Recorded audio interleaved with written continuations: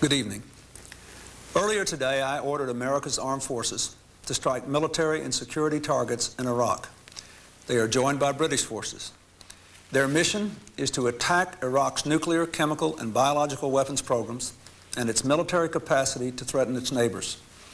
Their purpose is to protect the national interest of the United States and indeed the interests of people throughout the Middle East and around the world.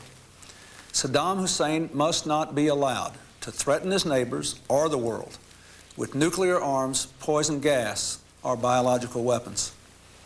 I want to explain why I have decided, with the unanimous recommendation of my national security team, to use force in Iraq, why we have acted now, and what we aim to accomplish.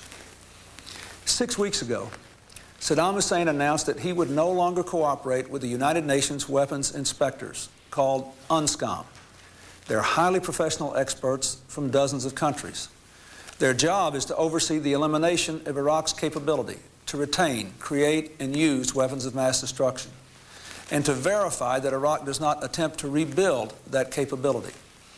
The inspectors undertook this mission first 7.5 years ago, at the end of the Gulf War, when Iraq agreed to declare and destroy its arsenal as a condition of the ceasefire. The international community had good reason to set this requirement.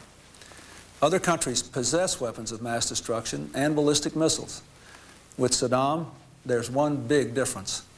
He has used them, not once, but repeatedly, unleashing chemical weapons against Iranian troops during a decade-long war, not only against soldiers, but against civilians, firing Scud missiles at the citizens of Israel, Saudi Arabia, Bahrain, and Iran, and not only against a foreign enemy, but even against his own people, gassing Kurdish civilians in northern Iraq.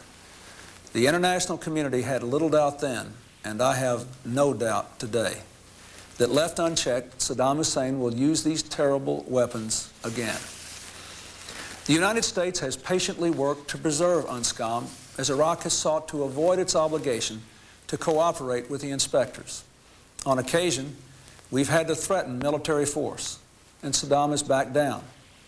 Faced with Saddam's latest act of defiance in late October, we built intensive diplomatic pressure on Iraq, backed by overwhelming military force in the region. The UN Security Council voted 15-0 to condemn Saddam's actions and to demand that he immediately come into compliance. 8 Arab nations, Egypt, Syria, Saudi Arabia, Kuwait, Bahrain, Qatar, United Arab Emirates, and Oman, warned that Iraq alone would bear responsibility for the consequences of defying the UN. When Saddam still failed to comply, we prepared to act militarily. I have ordered a strong, sustained series of airstrikes against Iraq. They are designed to degrade Saddam's capacity to develop and deliver weapons of mass destruction, and to degrade his ability to threaten his neighbors. At the same time, we are delivering a powerful message to Saddam. If you act recklessly, you will pay a heavy price. We acted today because in the judgment of my military advisors, a swift response would provide the most surprise and the least opportunity for Saddam to prepare. If we had delayed for even a matter of days from Chairman Butler's report, we would have given Saddam more time to disperse his forces and protect his weapons.